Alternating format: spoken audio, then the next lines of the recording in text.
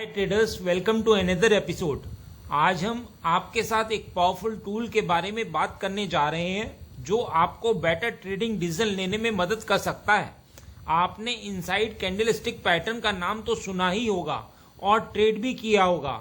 निश्चित ही यह पैटर्न ना ही केवल फैसिनेटिंग है बल्कि फ्यूचर के प्राइस मूवमेंट को प्रिडिक्ट करने में अविश्वसनीय रूप से यूजफुल भी है। लेकिन मार्केट के अनप्रेडिक्टेबल और वॉलेटाइल होने के कारण यह कभी कभी धोखा दे जाता है।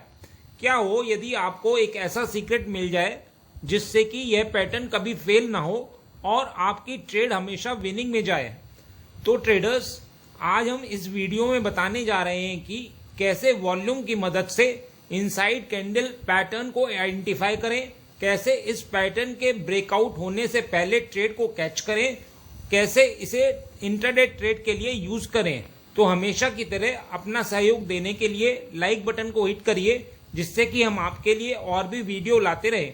और यदि आप नए हैं और कई एडवांस ट्रेडिंग नॉलेज प्राप्त करना चाहते हैं तो हमारे चैनल को सब्सक्राइब करें।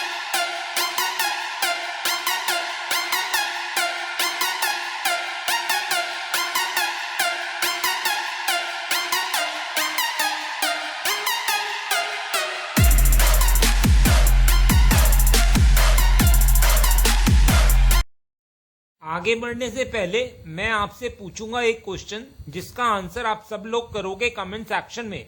क्वेश्चन ये है, वीएसए में नो डिमांड कैंडल क्या होती है?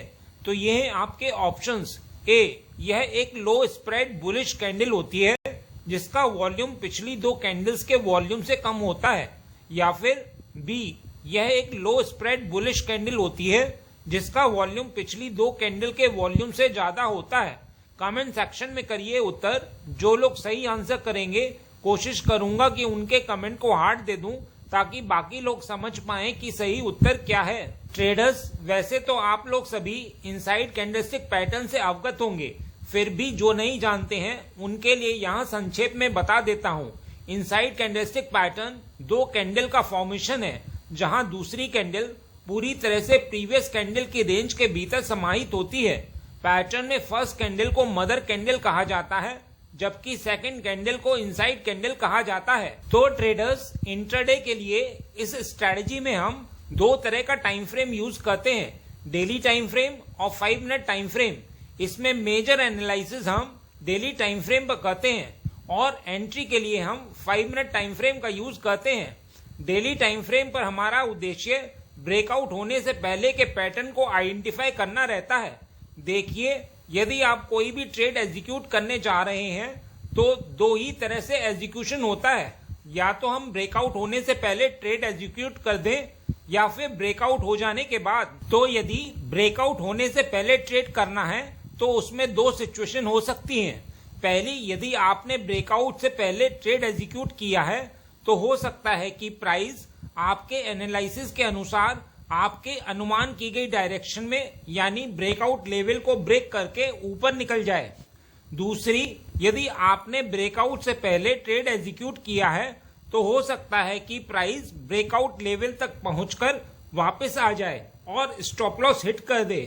इसीलिए इस तरह के ट्रेड थोड़े रिस्की होते हैं।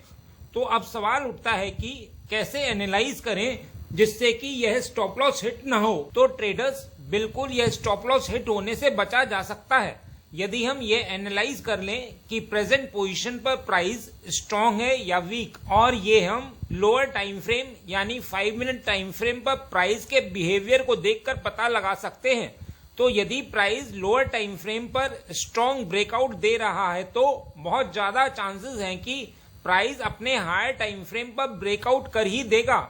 और यदि लोअर टाइम फ्रेम पर हमें यह वीक सिम्टम दिखा रहा है यानी वॉल्यूम ही नहीं है तो चांसेस रहते हैं कि प्राइस हायर टाइम फ्रेम के रेजिस्टेंस लेवल को ब्रेक ना करके ब्रेक इनसाइड ही दे दे। तो ट्रेडर्स, हम इस तरह से ब्रेकआउट होने से पहले के ट्रेड को कैच करते हैं। आइए अब ब्रेकआउट होने के बाद ट्रेड में एंट्री कैसे लेते हैं यह भी समझ लेते हैं। यदि ब्रेकआउट हो गया है तो हम प्राइस के रिट्रेस होने का इंतजार करते हैं और उसके बाद ही एंट्री बनाते हैं। अब सवाल उठता है कि डेली टाइम फ्रेम पर क्या प्राइस एक्शन देखना चाहिए। तो ट्रेडर्स, आपको डेली टाइम फ्रेम पर प्राइस के एक जोन में होने की तलाश करनी है, मतलब प्राइस किसी रेंज को ब्रेकआउट नहीं कर पा रहा हो। तो ऐसे में यदि प्राइस अपनी रेंज से बाहर निकलेगा तो हमें अच्छे मूव्स मिल सकते हैं। तो आपको डेली टाइम फ्रेम पर वह इनसाइड कैंडलस्टिक पैटर्न ढूंढना है जिसमें इनसाइड कैंडल का वॉल्यूम मदर कैंडल से अधिक हो। इस इनसाइड कैंडल में मदर कैंडल से अधिक वॉल्यूम आना यह दर्शाता है कि एक जगह काफी ट्रांजैक्शन हुई है जो किसी स्मार्ट मनी द्वारा ही की जा सकती है। तो ऐसी सिचुएशन में यदि ब्रेकआउट होगा तो प्राइस के अच्छे मूव करने की संभावना होती है। तो अब सवाल उठता है कि डेली टाइम फ्रेम की मदर कैंडल के लेवल के ब्रेकआउट होने से पहले कैसे जाने कि 5 मिनट पर प्राइस स्ट्रॉन्ग है। तो ट्रेडर्स 5 मिनट टाइम फ्रेम पर यदि प्राइस अपने रेजिस्टेंस लेवल को ब्रेक कर रहा है तो इसका मतलब है कि प्राइस स्ट्रॉन्ग है। सवाल है कि कैसे जाने कि यही एग्जैक्ट रेजिस्टेंस है। तो ट्रेडर्स इसके लिए आपको वह एरिया मार्क करना है जहां से प्राइस बार बार रिजेक्ट हो रहा हो। यदि इस एरिया का ब्रेकआउट होगा तो अच्छा मूव हो सकता है जो डेली टाइम फ्रेम के रेजिस्टेंस लेवल को ब्रेकआउट कर सकता है। आइए एग्जाम्पल से समझते हैं। ट्रेडर्स, यह स्ट्रेटजी किसी भी स्टॉक, निफ्टी, बैंक निफ्टी आदि में यूज की जा सकती है। निफ्टी और बैंक निफ्टी में यह पैटर्न कभी कभी बनता है, लेकिन यह पैटर्न आपको हर दिन किसी न किसी स्टॉक में तो मिल ही जाएगा। यह पैटर्न बड़े अच्छे रिजल्ट देते हैं। यहाँ हम निफ्टी और बैंक निफ्टी को बैक टेस्ट कर रहे हैं क्योंकि यह चार्ट जर्नल है और ज्यादातर लोग इसमें ट्रेड करते हैं। यह बैंक निफ्टी का डेली टाइम फ्रेम चार्ट है। यदि हम करंट डे से पीछे देखते हैं तो हमें यह 2 कैंडल मिलती हैं। यदि आप इन 2 कैंडल को ध्यान से देखें तो आपको मदर कैंडल के अंदर एक इनसाइड कैंडल नजर आती है। इस इनसाइड कैंडल का वॉल्यूम मदर कैंडल से ज्यादा है। यह कैंडल 6 मई 2024 की है। यह पैटर्न हमारे सारे क्राइटेरिया को फुलफिल कर रहा है जो हमें एक इनसाइड कैंडल पैटर्न में चाहिए थे। आइए मदर कैंडल के हाई और लो को मार्क कर लेते हैं। यह पैटर्न मिलने के बाद अब यह इंडेक्स अगले दिन ट्रेड के लिए हमारी वॉच लिस्ट में आ जाएगा और फिर अगले दिन हम इसे 5 मिनट टाइम फ्रेम पर देखते हैं।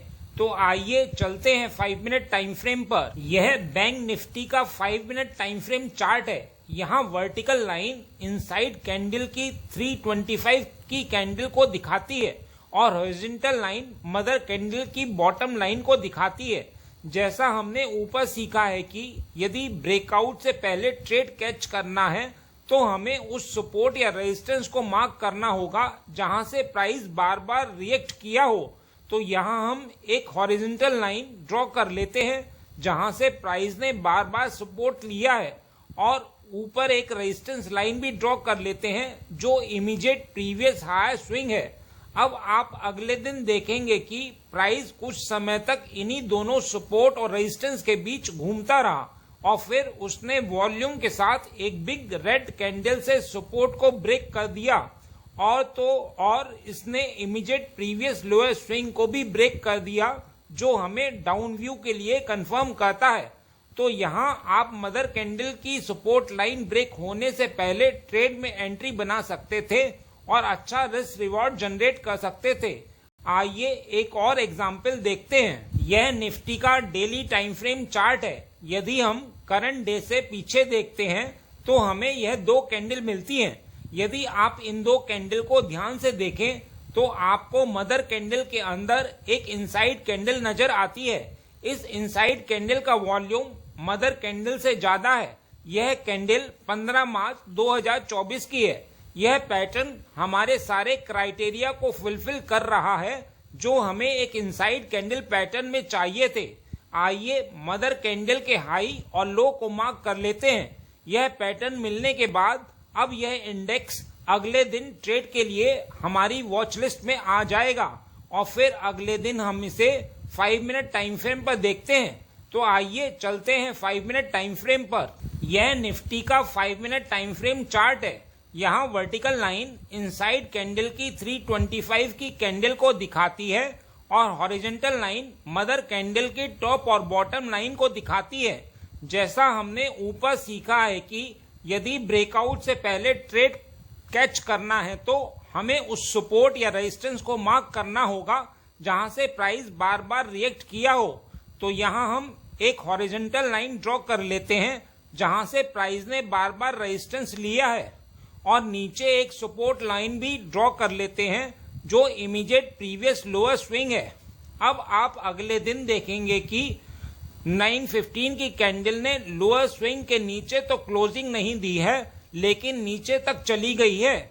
इसीलिए अब यह 9:15 का लो हमारे लिए सपोर्ट का काम करेगा। प्राइस 1 बजे तक इन्हीं दोनों सपोर्ट और रेजिस्टेंस के बीच घूमता रहा है, मतलब 9:15 की कैंडल को ही ब्रेक नहीं कर पा रहा है, तो बहुत चांसेस रहते हैं कि प्राइस साइडवेज हो जाए।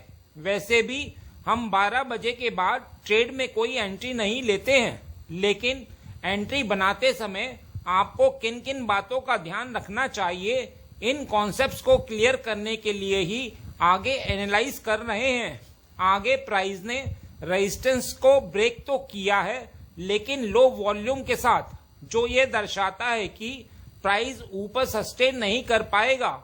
और इस दिन हुआ भी कुछ ऐसा ही, क्योंकि प्राइस ने मदर कैंडल की रेंज ब्रेक नहीं की है, इसीलिए हम इसे नेक्स्ट डे यानी 19 तारीख को भी ट्रेड के लिए रख सकते हैं।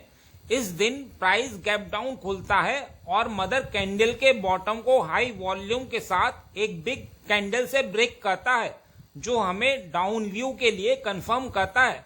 तो यहाँ आप मदर कैंडल की सपोर्ट लाइन ब्रेक होने के बाद ट्रेड में एंट्री बना सकते थे और अच्छा रिस्क रिवॉर्ड जनरेट कर सकते थे। ट्रेडर्स, यहाँ हमने आपको निफ्टी, बैंक निफ्टी के एग्जाम्पल से समझाया है। आप इंट्राडे ट्रेड के लिए इस पैटर्न को स्टॉक में ढूंढ सकते हैं, जो आपको हर रोज किसी न किसी स्टॉक में मिल जाएंगे। बस इतना ही इस वीडियो में। उम्मीद करता हूँ इस वीडियो में दी गई जानकारी आपके लिए उपयोगी रही होगी। यदि हाँ तो लाइक बटन को हिट करिए, और यदि नए हैं तो चैनल को सब्सक्राइब करिए। मिलते हैं नेक्स्ट एपिसोड में।